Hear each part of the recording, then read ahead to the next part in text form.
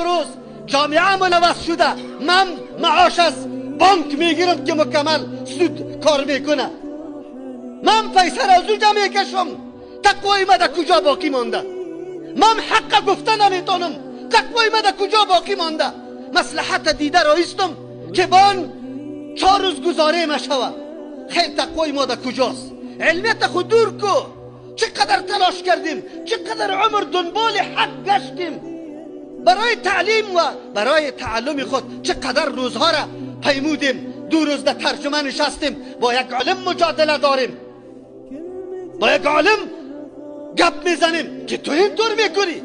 بسیار جای تعجب است به او جوانی که 2 روز در ترجمه نشسته ای. آیت حتی شان نزولش نمیفهمی، آیت حتی مصدرش نمیفهمی، مبتدا و خبرش نمیفهمی. احکامی که متعلق آیت است تو او را میگیری معارضه با یک عالم میکنی.